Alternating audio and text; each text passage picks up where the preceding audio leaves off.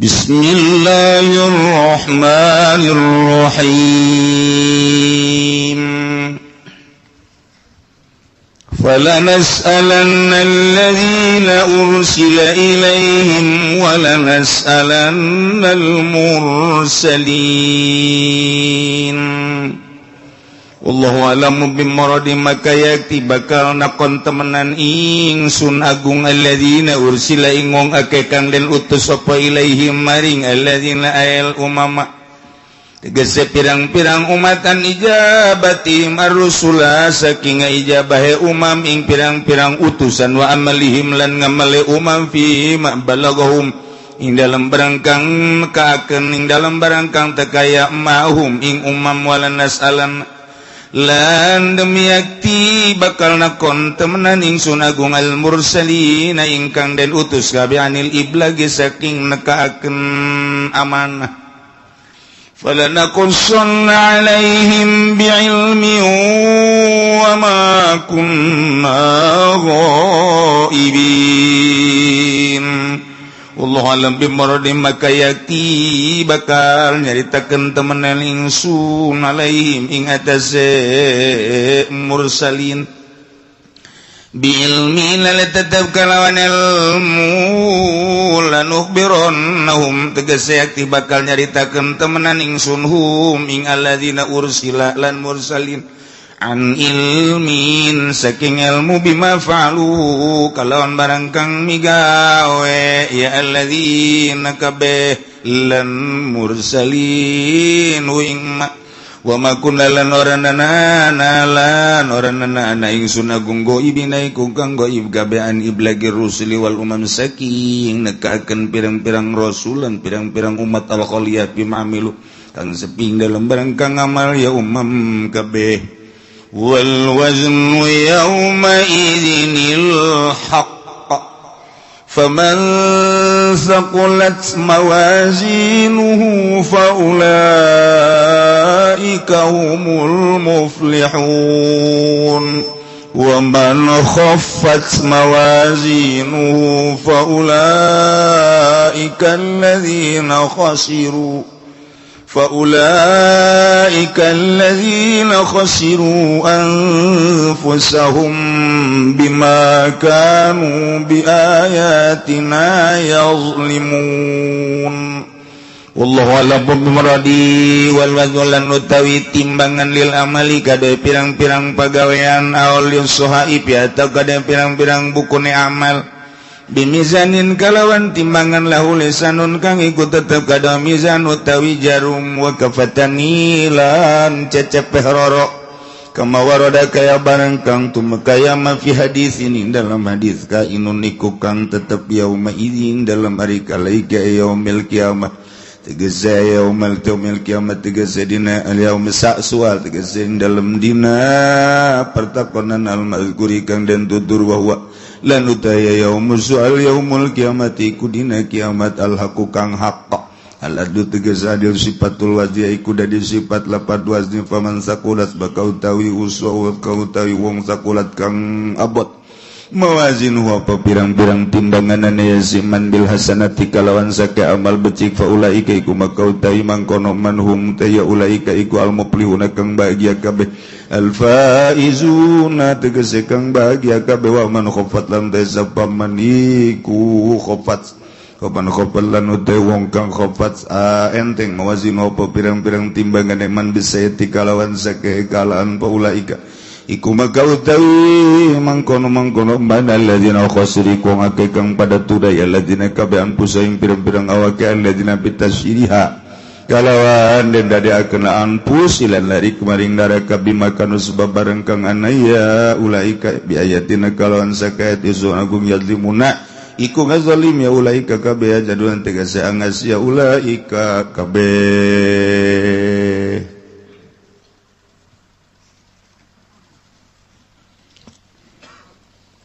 Sabada Allah ngajelaskeun tentang hamba-hamba Allah nu teu nurut ka aturan-aturan syariat para rasulna, ngabohongkeun ka para utusan-utusan Allah di dunia keneh disiksa. Kam min qaryatin ahlaknaha fajaaha ba'suna bayatan aw hum qailun. Ketika manehanana ditanya eueuh deui iwalti fabakana da'wahum iz ja'ahum basuna illa an qalu inna kunna zalimin.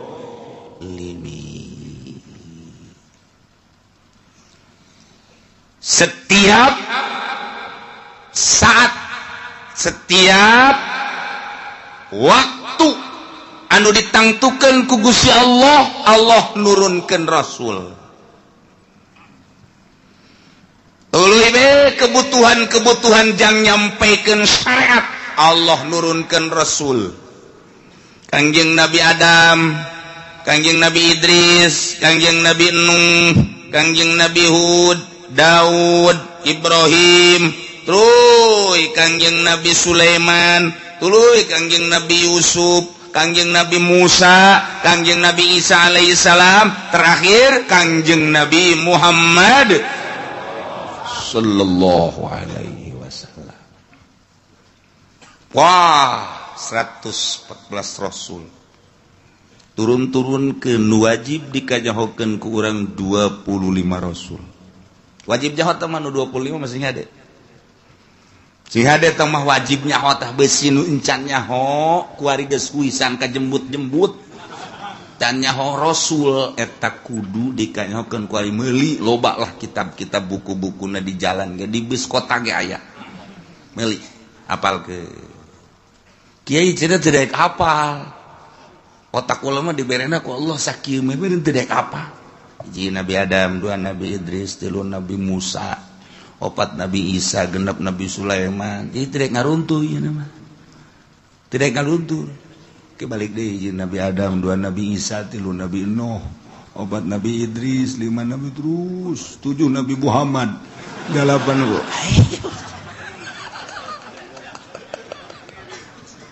Dilempengkeun ge dilempeng. Ih, lain kita tuh. Kieu, hiji Nabi Adam, dan Nabi Idris, tilu Nabi Muhammad, coba. Geus dibenerkeun heunya, kayak ditalar rumahnya kitu deui bae. Hiji Nabi Adam, dua Nabi Hud, lima Nabi Idris, genep Nabi, tujuh Nabi Muhammad, delapan Nabi Isa. Aing mah teu daekeun. Sakieu meureun aing mah otak ku Allah. Tak kumaha tah? Nyaho mah nyaho ngan teu daek ngaruntun. Cukup geus sakitu ge. Ngaruntun itu bisa nya mah. 55 tuh 55 ya 5 hiji jadi 25 gitu ke 5 deh coba ngisi kitu-kitu kita daek bae pokoknya mah aing mah nyaho bae nu 25 ngan ngaruntun mah henteu saya kira-kira ditanya soleh sama ki soleh picung nabi ya mas siapa oh nyaho aing soleh nabi berarti Lut nabi Hud nabi Sulaiman mana ya ih cerita ke Nabi sesuatu mana lain kula buka tetangga tukang lauk karena Sulaiman tapi teu kudu dikajaokeun gos kitu mah oh nya Sulaiman terus Nabi Daud Nabi asalnya hoba eta kos kitu tah Nabi Isa Nabi Musa Nabi Firaun wah musuh tah mah berarti nyaho nyaho nya eta asal nyaho bae cukup bisa gitu cukup tah deureus tah asal nyaho bae Zulkifli nyahonya Nabi tak lain sih Zulkifli ayo model apa ngaran Zulkifli sebab Nabi tak lain itu pokok sih ya iya baik baca nyaho cek tanyakan ke itu ke santri tanyakan mah ayo Zulkifli si Nabi tak lain aing telok kapal kalau gitu ngaji kakarak datang ke Jurumiyah aing mah wah santi bego ieu mah budak ya apa sarua bae atuh dinazomkeun kapan hum adamun idrisun nuhun hudun ma atuh dinazomkeun aya urang ngaji mah jadi geus nyaho tah asal rangkaianana dinazomkeun nyaho bae nya jadi santri mah ngeunaheun sebab aya dina kitabna mun geus kabeuli kitabna mun encan atuh henteu pagon deui atau kabeli ngan can di aja tuh hese atau geus aja ngan poho atuh sarua bae.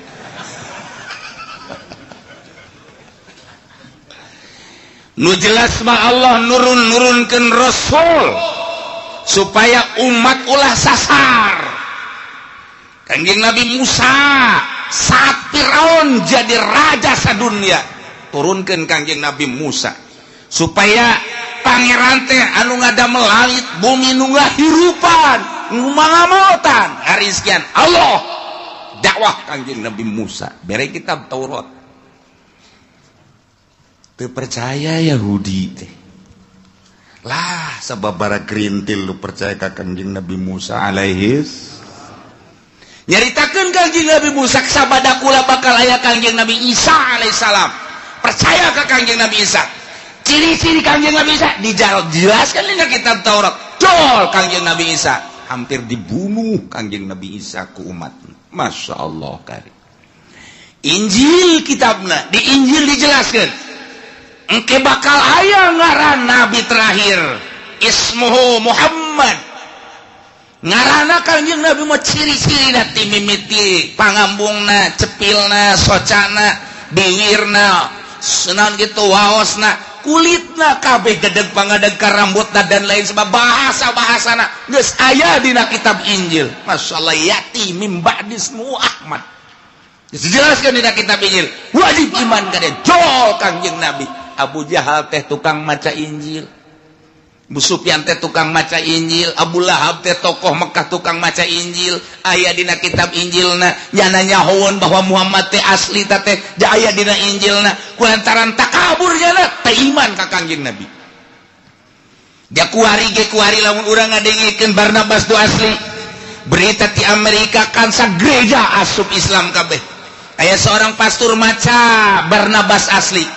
Begitu dibaca kunyana asli ya Muhammad manabi Rasul imanlah pastor nyana dakwah ke umatna di gereja eta asup Islam sa gereja tangkap ku Amerika datang ka kuari can dikaluarkeun amun maca nu asli urang kuari ka Yogyakarta jalan-jalan ka Universitas UGM didinya aya di perpustakaan Injil asli dikunci rapih tuh menang dibaca.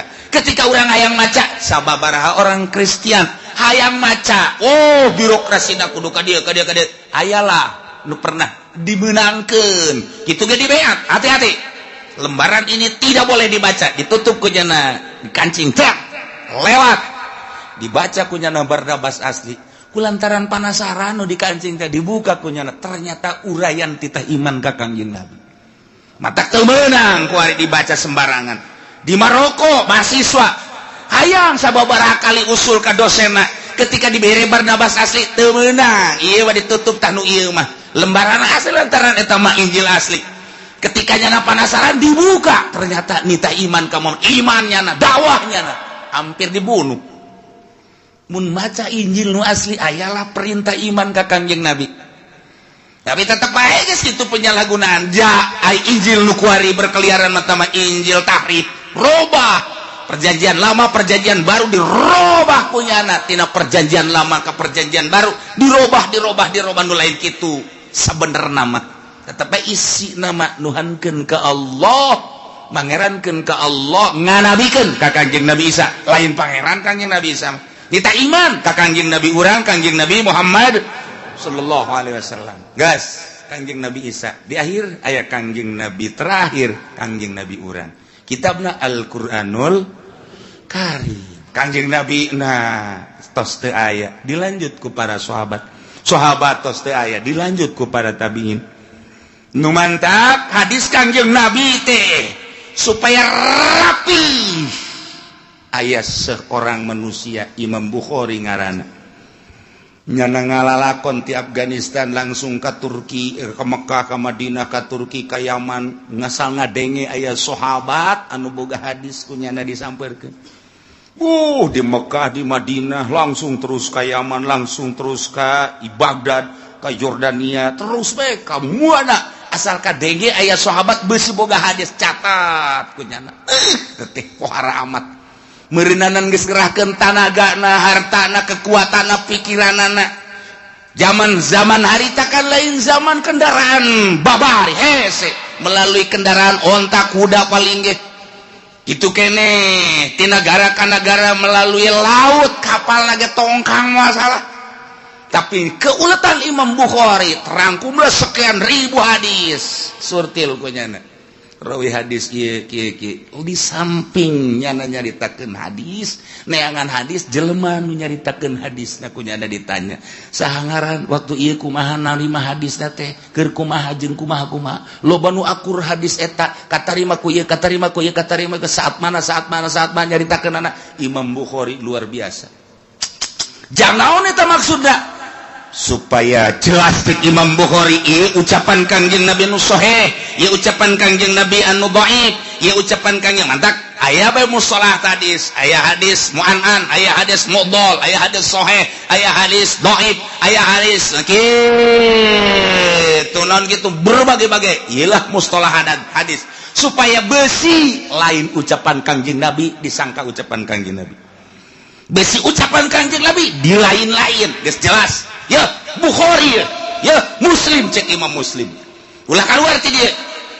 Nah urang kuari geus ngeunaheun jasa Imam Bukhari mah puarsa kitu hebat ta Imam Bukhari balik nya ka Afghanistan diseret ku umatna diseret lantaran nyana teh mung nyaritakeun Quran hadis tetap Quran godin mempertahankan eta doang. Di samping mempertahankan eta mempertahankan sababara hukum nu dirobah ku raja saat eta nyada teu nuturkeun pemerintah diseret dina kuda Imam Bukhari coba masyaallah batu ieu non sirahna teh ngadu jeung batu dak digdug beres diseret maksudna dibunuh terus leuleus Imam Bukhari. Tapi tetap Imam Bukhari di bulan ieu masih ngajar keneh bae ngajar hadis teu lila maot. Iyalah Imam Bukhari dimakaungkeun di Afghanistan nu mantak datang ka kuari urang Afgan kekuatan jihadna luar biasa. Geus kana mah kajian kumaha ge boga naon? Boga Imam Bukhari. Iyalah panutan kami. Paeh diseret jihad fisabilillah.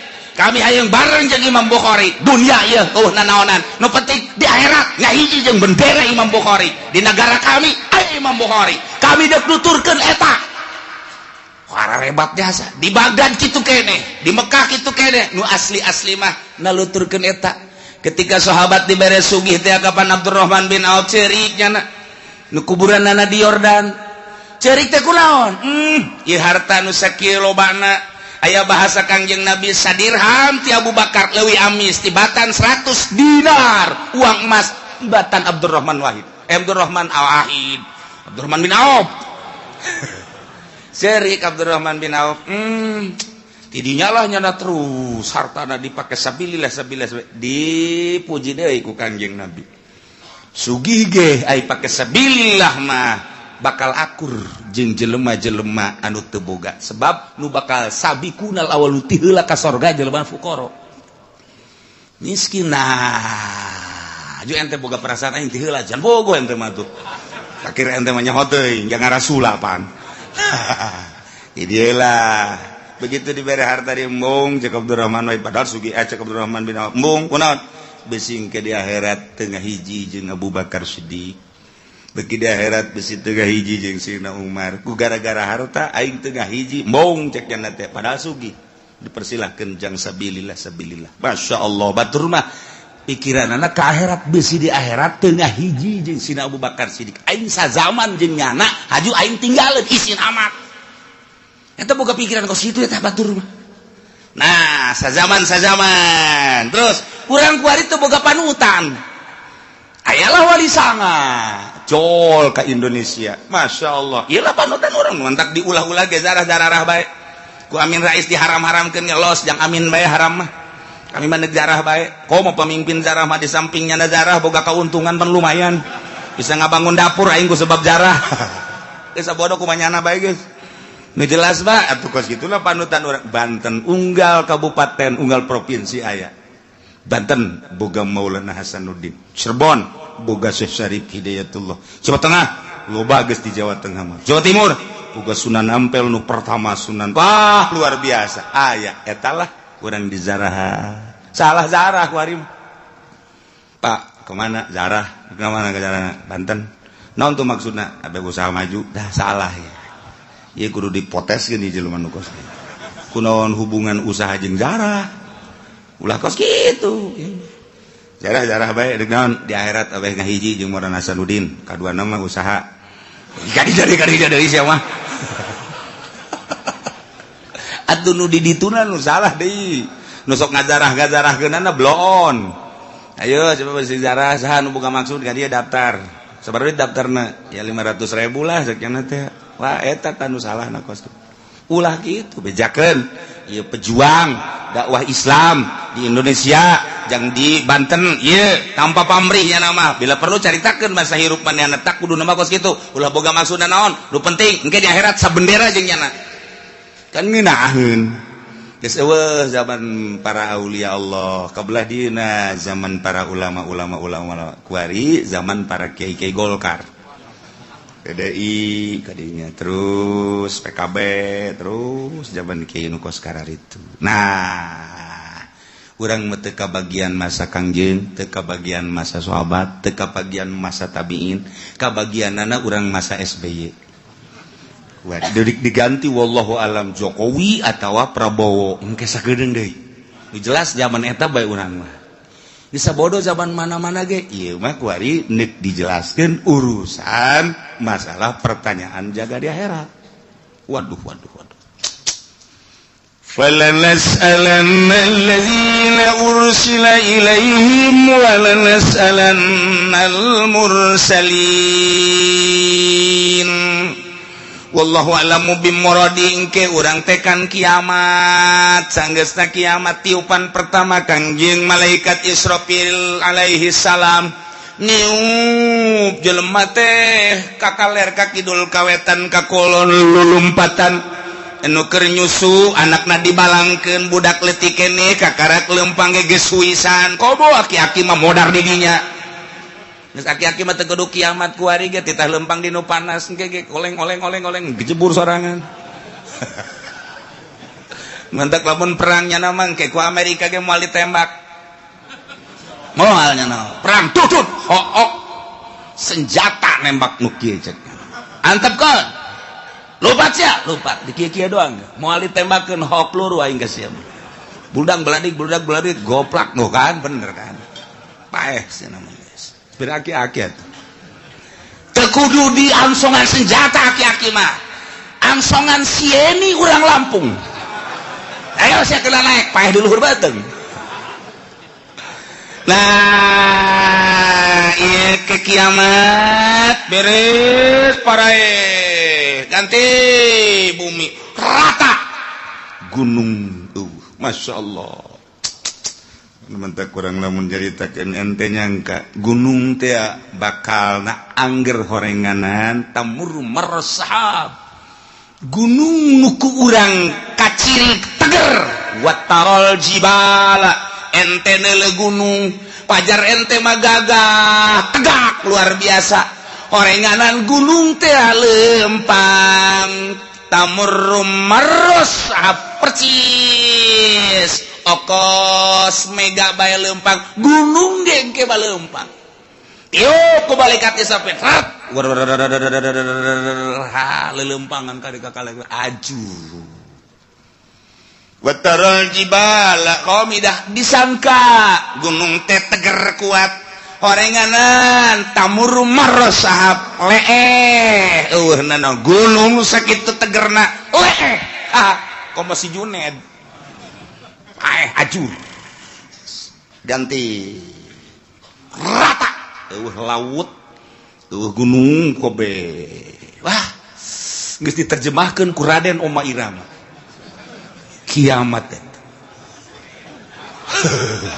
terjadinya dan jadi presiden Masya Allah gunung-gunung yang tinggi menjulang hari itu akan dimusnahkan wah pohara jasa Masya Allah lautan yang dalam sarua bae eta kos kitu janda beunang di Quran masalah eta ya Allah ya Rabbi beres kabeh kuari hujan teng tiup roh ku malaikat Israfil. Saat merelentis kostoge cal roh ararasu ngeguh jelema. Nu tadina sepi eueuh sasah. Wabeh poe kullu man 'alaya fan wa yabqa wajhu rabbika dzul jalali wal kullu man 'alaya fan wabeh aya di bumi langit rusak modar kabeh wa yabqa wajhu rabbika dzul jalali wal ikram hanya Gusti Allah sorangan nang tangan Gusti Allah limanil mulkul yaum can jadi raja pa ieu ai raja Mesir raja Mekah Raja Yaman, Raja Indonesia, udang. Ngaku sih jadi raja. Hah? Kayak udang, Jokowi udang. Prabowo udang. Cak Prabowo hirup kere mah can nyaho. Bawa jadi bonte.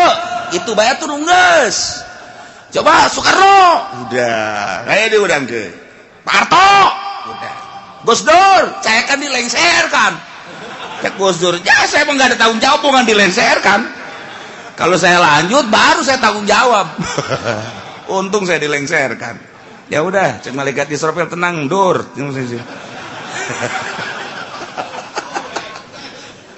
Masya Allah. Tantangan limanil mulkul yaum. Geus beres kabeh harirup. Giring ka mahsyar. Timbang amal. Timbanganana. Skos timbangan emas aya talanjuhan aya jaruman aya cecepehan cecepeh nu sabelah langit jeung bumi mun dieusikeun ka dinya asup nu sabelah deui geus teu kabagian jadi wa kadegeun ge asup ngun ku gedegeunana cecepeh ari nu deuk ditimbangna sagede Juned leutik kan ku gede-gede amat dek ningalikeun jeung nembongkeun ka maha kuasaan jeung maha dahsyatan Gusti Allah Subhanahu wa taala. Wih, jelema digiring di berbagai negara kabeh ka mahsyar. Di mana letak mahsyar? Letak mahsyar teh Masjidil Aqsa. Berarti di dieu teh boga sejarah, dunia boga sejarah, di akhirat ge boga sejarah. Masya Allah karim. Iyalah. Nundek dicaritakeun ngrantung jelema kabeh malaikat Jibril cicing di tengah di hareup Kangjeng Nabi urang malaikat Jibril Mikail di belah katuhu Jibril Mikail Israfil belah kenca Kangjeng Nabi di hareup plek kumpulkeun ku Gusti Allah فَلَنَسْأَلَنَّ الَّذِينَ أُرْسِلَ إِلَيْهِمْ وَلَنَسْأَلَنَّ الْمُرْسَلِينَ Cek Gusti Allah aing bakal nanya alladzina ursila ilaihim ka umat-umat anu diutus para rasul ndek ditanya teh an ijabatihim ar-rusula wa amalihim fima balagahum tentang ijabah ka para rasul jeung amal kenaon nu disampaikeun ku para rasul ka maranehanana. Masya Allah. Di samping umat nu bakal ditanya walanas'alannal mursalin, yakin kaula nu agung bakal nanya deui ka para mursalin utusan-utusan ditanya anil iblagi tina nyampekeunana. Ya Allah ya Rabbi, wabah ditanya. Bari pertanyaan teh sabenerna mau balana qusana alaihim biilmin, yakin kaula bakal nyaritakeun ka umat ka para rasul kula bakal nyaritakeun biilmin dengan kanyaho jelas nyaho wa makunna ghaibin jeung kaula teu gaib teu nyahona kabeh nyaho ngan tetep ditanya bae. Pan jelema ditanya teh aya nu nanya teh nyaho nu mantak nanya ge pan teu nyaho mang. Kaula ieu deuk ka Bandung hayu, ieu jalan deuk ka Bandung jalan mana? Bener-bener teu nyaho berarti. Kaula mudik, ieu milu mudik deuk ka Jawa Tengah, Pak, deuk ka Jogja jalan ka mana? Lontaran loba jasa, ieu itu Jogja. Ka belah dieu manggih deui Jogja kanan, belah ditu ke manggih deui Jogja kiri. Bingung aing mah ieu. Jogja deui. Belah ditu tok Jogja deui. Isi jalan lu mana? Dekat Surabaya teu nyaho nanya. atawanya nanya Pak ieu teh kula teh dagang ieu cara dagang teh kumaha ieu modal da sakieu dek nu didagangkeun na ieu nyokot teh dia supaya teh nyaho nanya berarti Pak kula teh hayang kawin hayo hayang dek nanya bae ieu mah kira-kira kumaha ieu kula lamun kawin atuh babari modalna boga henteu ulah maka hayang kawin sia teu boga modal wah nanya teh teu nyaho biasana nanya teu nyaho aya jelema nu nanya ngan aing masa bener mah nyaho ngan nanya sote aing mah ngetes bae sia teh nyahoeun tante padahal mah nyaho ieu kos ka budak tanya cek 2 + 2 sabaraha geus nyahoeun nu nanya nama ngan ieu dites 2 + 2 cak bapak tolol sia kudu ngabalikeun deui ka aing 2 + 2 sabaraha cak bapak wah budak blon ieu budak muncak bapak 4 kula 4 muncak bapak 5 kula 5 aku bacak bapak bae nyaho ye nu nanya nama guru ka muridnya nu mantak nanya teh dites berarti nah aya deui nanya teh ngajejeleh boga anak minta duit dibere tas 1 juta yo meunang saminggu minta deui teh jang anu bere deui minta deui dibere deui geus kalima kali ka dia sia cicing sia dinya dieu hai aing geus sabaraha kali mere duit ka sia bego teu meunang tah anak atuh hitung bae ku bapak ditikem sia ku bapak goblok atuh nyahoeun bapak ge ieu geus mere duit sabaraha kali ngah sudah dipake naon tah duit ieu sia dinya pertama sia ku aing minta dibere kadua dibere aju minta deui dibere tah aing nanya ka sia geus sabaraha kali aing abah ieu mere duit ka sia teu meunang teu hitung bah teu meunang jalain kos kitu teh mah maksudna nyarekan aing lan sakali mere duit ka sia tapi ku sia teu digunakeun eta duit tuh tolol-tolol teh si otak pasang atuh menta di si mah gawena menta mah lulu nyarekanan tah mah nanya tapi nyarekan go Wadi bah, ya mah boga duit, ajo minta duit sore aja mentana. Mio seperti tah mio. Oh sia dibanding mio, tapi pakai kusianya, nu bener tah, belikan kusia. Lamun kredit jeung cash lain deui bah hargana. Lamun kredit sabaraha? Barakara kredit? Ngomong sia lain sari. Bahkan hese dek beli cash deh di akhir zaman mah kredit bermodel. Yahudi teh geus kos karar itu bae. Nah, belikeun. Menang meureunanan setengah bulan bah. Ang belikeun motor di motor naon? Motor mio. Anu itu ke mana? Aya mah aya bah. Ngan ieu kebutuhan aya deui bah. Bere deui. Ja aya ieu bapana ge. Duit mah eueuh bapana mah aya. Aya tah. Bere deui. Bere deui 3 kali. Budak motor kamarananya dibeli cenah kebutuhan barang ditanyakan ternyata dijual. Oh adek abah sabaraha kali belikeun motor ka sia? Hah? Sabaraha kali? Padahal mah nanya nyaun jan umang meulikeun lagi abah pan make nanya deuk nyarekan. Nah ieu ge sarua ieu Allah teh deuk nanya ka umat atuh teh kudu ditanya ku Gusti Allah jauhkeun nyahoeun. Ja Allah mah pangeran. Urang turun ka alam dunia Allah nyahoeun, kuari hirup dihirupan ku Allah, Allah Maha Uninga. Kemudian urang kuari ayeuna di baya pagawean dagang berpolitik atuh Allah mah Maha Uninga. Kapae urang mah teu nyaho ira bakal pae Allah bageus nyahoeun. Kumaha ditanya tuh urang ku Gusti Allah nanya da deuk nyarekan ka urang. Nah, ieu sia bakal ditanya ku Gusti Allah. Teu meunang kieu, sia ku aing pan dihirupan. Nah, ieu sia harita teh hirup, kemudian pagawean sia waktu hirup naon bae cak Gusti padahal mah Allah nyaho. Cak urang teh atuh coba bae Gusti ka nyahona tumpahkeun ka dieu. Wah, dikerekem sia ku Gusti Allah. Teu meunang kos kitu nyanggakeun sadaya-daya Gusti, pangeun Gusti Maha Uninga. Nah, ieu bakal ditanya urang. Kabeh ditanya. Urang sebagai makhluk ditanya, Kangjeng Nabi lagi ditanya sarua bae.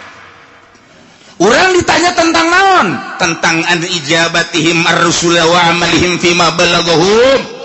Urang teh ngaijabah ka Kangjeng Nabi. Narima kana ka Kangjeng Nabi syariatna jeung ngamalkeun ada tang ka mana? Ditanya. zaman Kangjeng, zaman sahabat, zaman tabi'in, zaman para wali, kuari. Junaid maju. Enggak. Zaman saya hirup. Beye. Aing mah lain nanya raja lain. Kiai sia nu nyampaikeun amanah para rasul. Nu nyampaikeun nu tabligh, nyampaikeun amanah rasul sa zaman sia. Abdi harita teh gitu mui abdi harita di kecamatan mah kitu Kiturmudi naiknya ke kabupaten ju naik dinya ke provinsi pernah nyampaikan ai dibayar nyampaikan ai henteu mana mui panggil mui ih kuari nyana ngeungeunahana mui nagara sia saha harita mui abdi aya orang kronjo agel iya nu formal nu formil dipanggil eta mah geus teu bares tah mah lantaran nya nama ngomong aya dibayar teu ngomong teu dibayar teu ngomong dibere naik ngomong boga jabatan teu boga jabatan teu naik ngomong ieu mah anu berkeliaran bae sa nah aya digigir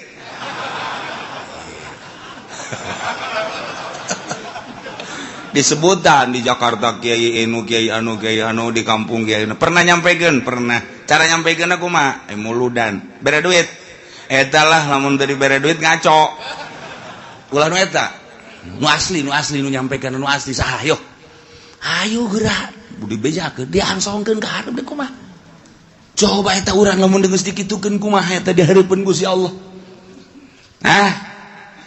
sia zaman ieu pernah nyampaikan nyana bahwa Nabi akhir zaman Kangjeng Nabi Muhammad pernah kemudian naon nu disampaikan ku manehanana rukun wudu rukun salat dan syariat lah dain sebab bener coba tanya kiaina ditanya deh siapa pernah nyampaikan bener nyampaikan lagi dah bae ai diondang muludan sok diberkatan aya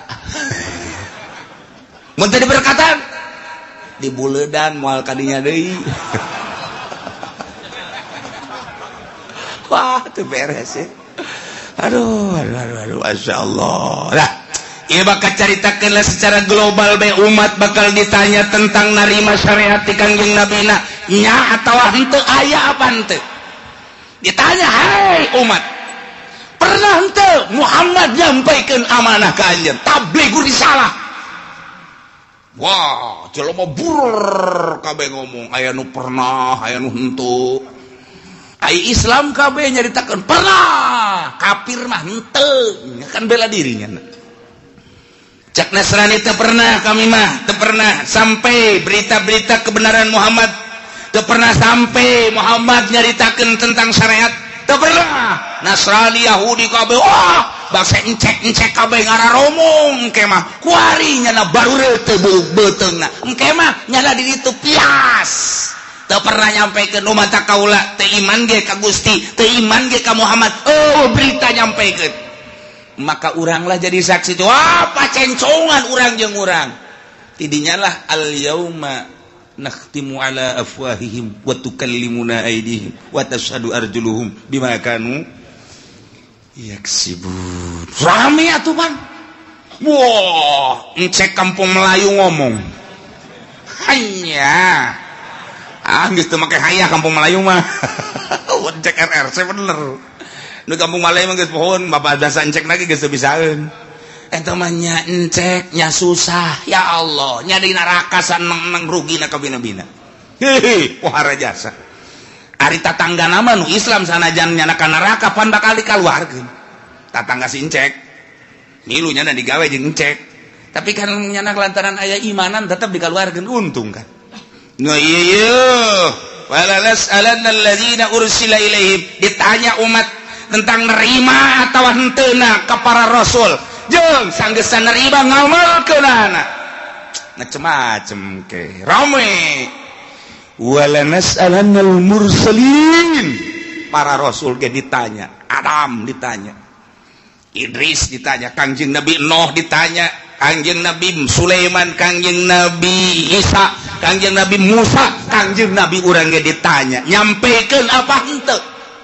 Masya Allah. Padahal mah Allah teh nyahun falanakusson alaihim bi'ilmin wa ma kunna ghaibin. Teu gaib nyaho, ngan deuk hayang nyaho coba datang ka mana bari deuk ditaubeh, di memeleh di jejele.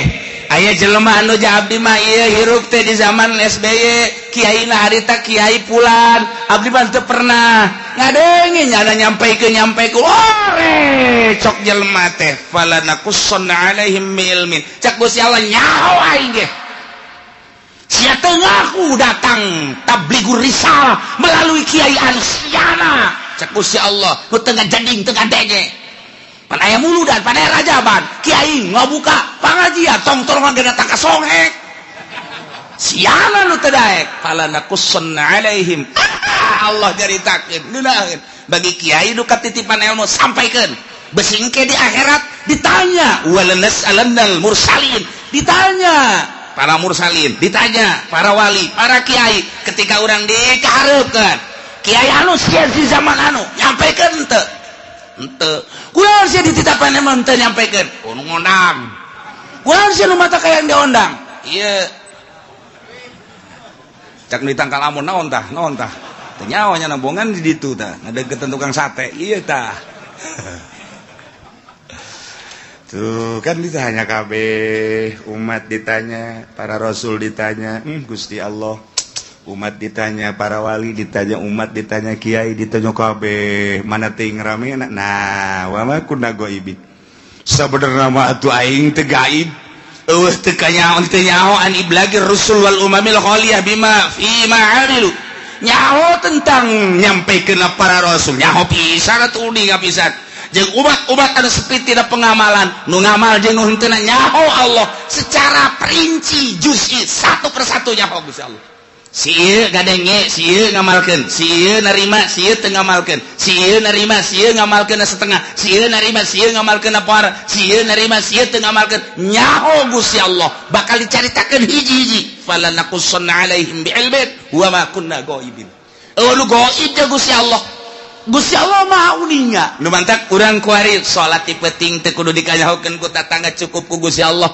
Engke bakal ditanya, ketika ditanya aya teh berita tablighur risalah aya melalui saha kiai anu sia ngamalkeun teh nyanggakeun sadaya-daya ke Gusti-gusti mah uninga abdi peuting-peuting ge hudang haju kiai haju hayas deui eta anu ku aing ditolol-tolol ge sia goblok sia hudang mah hudang tapi ngan kiai doang tapi kan uninga Gusti Allah aing nyaho ka sia sok ngaji lempang ngajina nyaho aing ngadengekeun nyaho haju ngamalkeun nyaho peuting sia hudang haju tahajud aing mah keur nanya bae cek Gusti Allah sebagai pangeran ditanya ku aing hidup padahal mah aing geus nyaho falanakussonna alaihim bi'ilmin wa ma kunna ghaibin. Nu gaib jeung aing mah aing nyaho ka sia narima ti kiai anu kemudian sia ngamalkeun gas ka belah dieu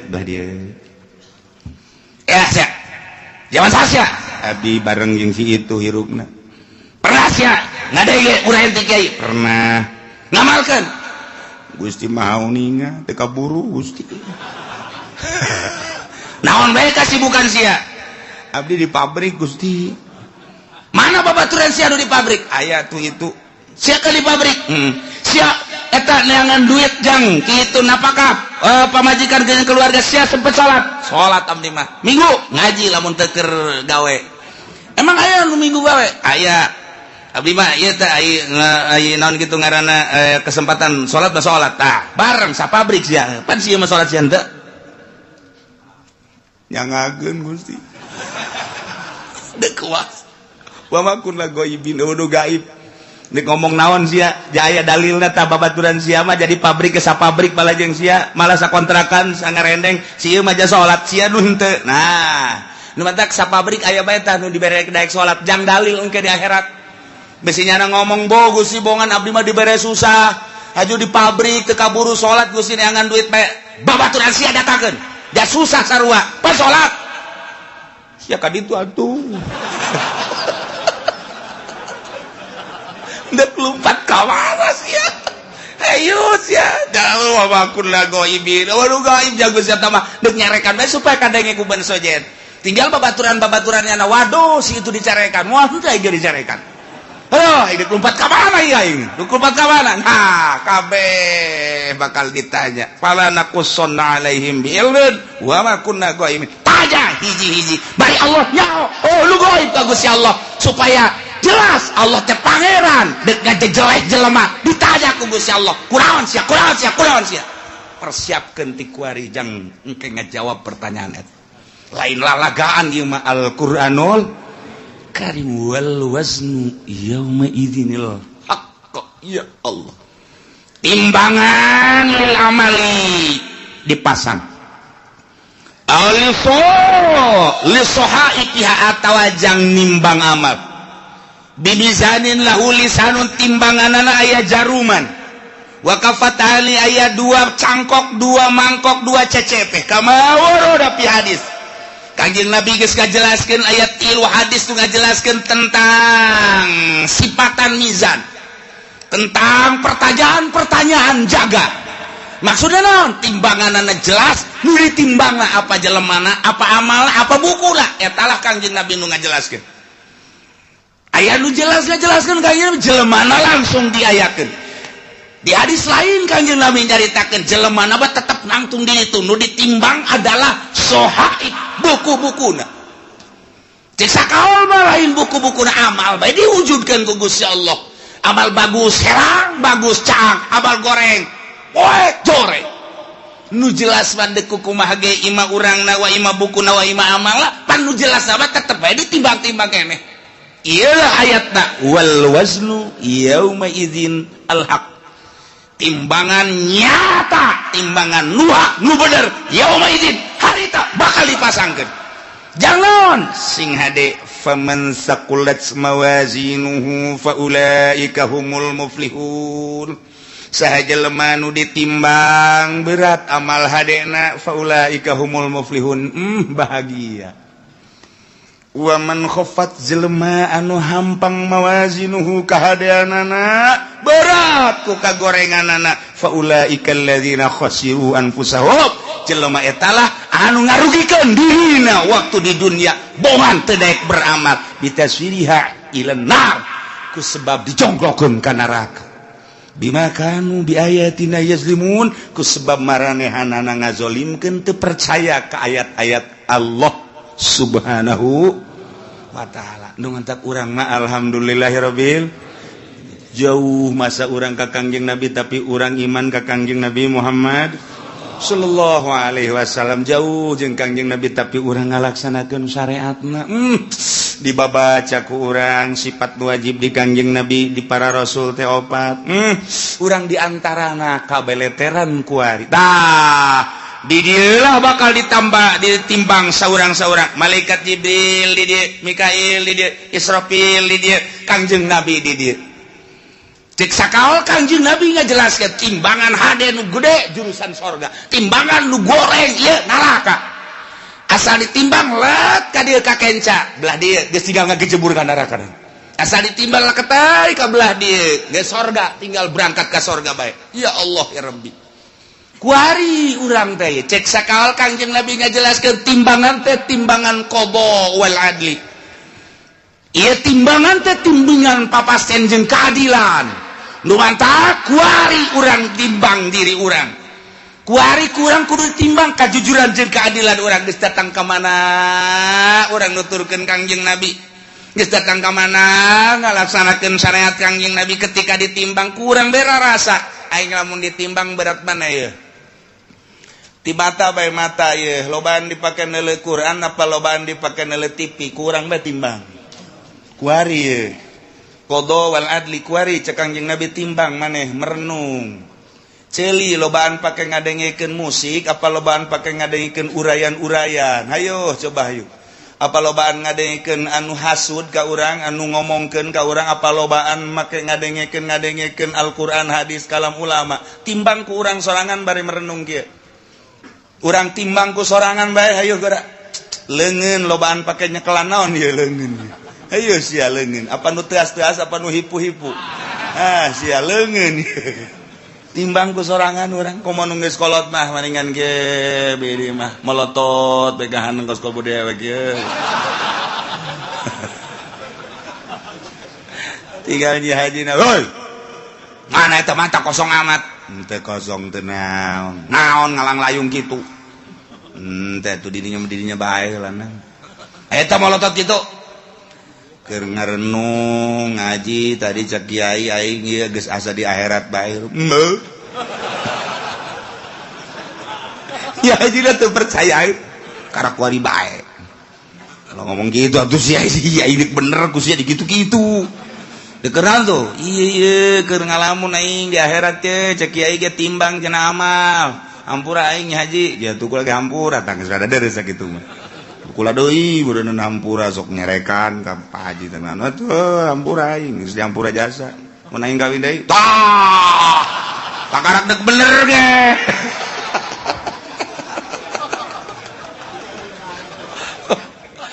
tah urang ngarenung ieu aing lamun ditimbang kuari andai kata paeh aing ye ditimbang beratan ka mana mulai urang ngurucut cai mata Gusti dibalik datang ka kuari Gusti Allah nyaritakeun kahirupan para rasul nyawa ditarohkeun jang ka Allah terus di para sahabat nyawa ditarohkeun abdi manarohkeun harta ge ku pait-pait teh di zaman para wali songo eta teh perang nyawa tarohanan urang lamun zalah ka Kudus masyaallah jana mapan balik teh dicacag nuku urang kuari di zarahan di Kudus Sunan Zal kadang-kadang Kudus tuh siapa jarah bete nyongaran ayo kiai na poho buku aing ge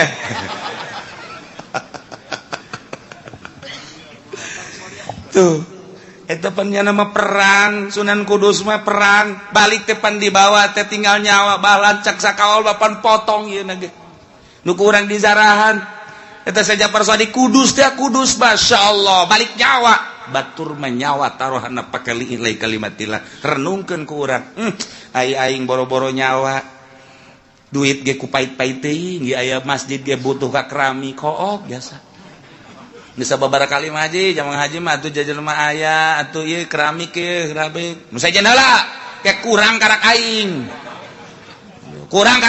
hayo heula nu sajen heulanan bisi teu kabagian beramal nu sajen eta ngomong hebat jasapan ayo orang babarengan helanan nu sajen bae geus beres gaji ieu mah geus beres keramik alhamdulillah tuh geus gaji neraka tah mah kuduna ge nu sugih mah lain kitu haji ieu keramikna kumaha ya saha anu geus siap keramik batalkeun geus Pak Haji duit loba di bank anak geus dingaranan ari Pak Haji na aing mah teu boga duit sial teh Ki Haji tolong emang nu sugih mah kos kitu bloon batur bedi kesek-kesekeun tah hayang urang mah hayang ngadenge tuh geus kitu Mang Anu sekian meter geus aya sabaraha eta aya 20-an mah bejakeun ka Mang Anu lain teu butuh kitu nya dieu mah ku Pak Haji bae kabeh sapira 500 meter lah sabaraha kebon 500 meter geus tuh jual ke buat tetangga habak beres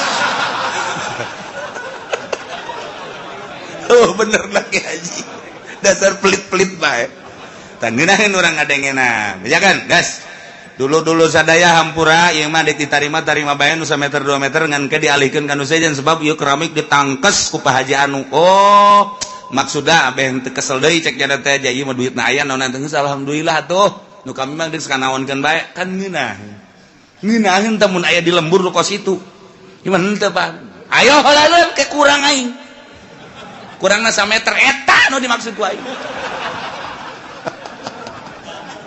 aduh ya udah sugih dur-dur pet tu kos kieu tah ialah wal waznu yauma idzinil haqq fa ulaika faman saqulat bawazna Kangjeng Nabi na di dieu maksudna naon eta Kangjeng Nabi di dinya cicing ya Allah ya Rabbi Kangjeng Nabi lain samaneh ketika ditimbang umat Kangjeng teh ti heula pan al awwalun al akhirun umat Kangjeng Nabi teh pandeurina diayakeun pangheulana ditimbangna Kangjeng Nabi di dinya sabelah Kangjeng Nabi cicing di cukang neraka jahanam masyaallah lain lalagaan Kangjeng Nabi memang kumaha begitu ditimbang nu kade ku Kangjeng Nabi leket ka kenca Kangjeng Nabi nyekelan surat kulkoh ngaranna tek gegera dikerjakeun naon cak Jibril ulah bomong berat anta tadina ka ditu kok jadi ka ditu salam surat leutik mah eusina la ilaha illallah muhammadur rasulullah eusina eta tah la leutik biasa surat asal ketei ka ditu naon teh cak Jibril ulah long nu penting salamet bae sada senang jasa urang boga Kangjeng Nabi modal kitu senang mun aya presiden nu kos kitu mantap jasa tah ya Allah ya bahkan sinar sholawat maka deuleu begitu dek ditimbang tak timbang leket teh ka dieu maneh kadeuleu ku kaula cek Kangjeng Nabi ai Tuhan saha ma ahsanaka wajhaka wa ma ahsanaka khalqaka saha ieu kasep amat jeung bager amat ana nabiyuka Muhammad ku kaula kadeuleu maneh sok maca sholawat 11 ta salat saeutik jasa cek ya aduh aing 11 baheula isinya diomongkeun di hareupeun jelema cak batuk deh 11 doang geus kajeun 11 ge lantaran saya istiqomah geus begitu ditimbang tek teundeunan sholawat ka dieu 11 bae kuat ka salamet tas salat 11 nyana nanya heula mas sana wajhaka kasep amat Tuhan saha jeung tita tadi tutulung bae ana nabiyuka Muhammadun pohara ieu kaciri ta nu sok baca sholawat mah ku Kangjeng Nabi kaciri sidar sholawat tah geus disalamet-salametkeun mata ku ari ulah-ulah cicingeun geus kolot poe Jumat geus jam 10 ka masjidna ih teu bisa jam 9 mah teangan di dinya tihang jang nyalan deui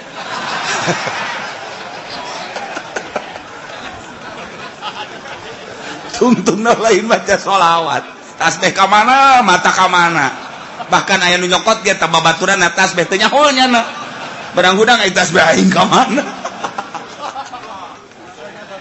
anu teh baca sholawat lah mumpung urang hirup komo nu geus kolot mah ieu inget wal waznu yauma idzinil haqq ya Allah ya Rabbi ingis jasa untung aya Kangjeng Nabi urang Kangjeng Nabi Muhammad sallallahu alaihi wasallam lantaran kabeladianan mah cepet ya cepet limbangna cepet jadi Kangjeng Nabi kan lah tuh kulantaran sorangan nimbang cepet lai ka dieu aya anu teu kabagian sapaat kaburu Kangjeng Nabi na keur mujuna ka dieu ieu ka dieu dibalangkeun ka ditu kan waduh aing Muhammad bae cak jana aing teu kabagian lieu tapi tetap Kangjeng Nabi kadeuleu ku Kangjeng Nabi pas gagolepak ka neraka cekel ku Kangjeng Nabi entap tulung ka malaikat Jibril salamet ka eta atuh teh manggeus jore cak eta teh jadi itu lagi main simplong melulu ya aya sholawatan cek Kangjeng Nabi sabaraha sih sok maca sholawat ai muludan caknya maca tante ente ngadengekeun doang lumayan sakitu ge cek Kangjeng Nabi nya ngadengekeun assalamu alayka zainal anbiya ya assalamu alayka atqal atqiyai nu macana mah santri kan jeung kiai ai sia kula mah cenah ngatur-ngatur eta berkat cekna aju ngatur-ngatur diatur teu jang kula heula teh tetep salamet bae pan mah pohara eta ngan eta teh ngaguling heula ka neraka tah mah tapi tetep kok ngajar rewel Jibril salametkeun masyaallah Kangjeng Nabi moal aya pang sibuk-sibukna ieu ketika wal wazdu yauma idzinil haq sibuk jasa Kangjeng Nabi geus manu ieu geus manu itu geus manu ieu nu itu geus ulah aya bae umat Kangjeng Nabi nu ngagolepak ka neraka pohara jasa pan mantak teh kuari usul ka Kangjeng Nabi beusi engke kalepasan teu kadeuleu teu karawel lanjut teu kalekep ka bapadan tuh padoh pan geus kalekep apa teu kadeuleu ku Kangjeng Nabi umat aing geus beakeun kan Jibril beak geus aya wae nu teu kalekep bangonna mah aya pan kita tadi aing sakieu sibukna cek Kangjeng Nabi ka dieu eta lah aya bae coba dang ya tuh bener cabut Jibril cabut IC ti kalekep kunaon kredit cek kira teh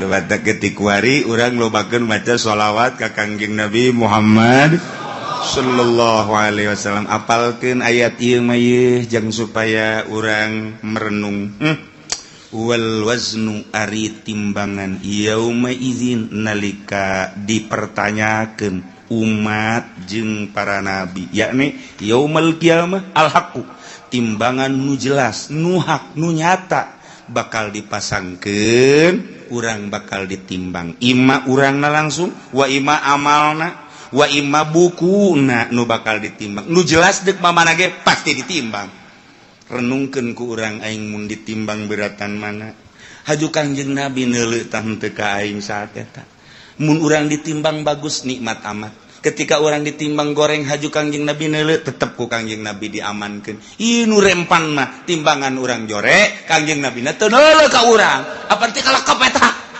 tah ieu tah nu dikhawatirkeun beusi ti kalekep doa masyaallah mudah-mudahan urang kabehan engke katingali ku Kangjeng Nabi urang disapaatan ku Kangjeng Nabi urang sehingga urang kabehan salamet di bawah bendera Kangjeng Nabi urang Kangjeng Nabi Muhammad sallallahu alaihi wasallam wa laqad makanna wallahu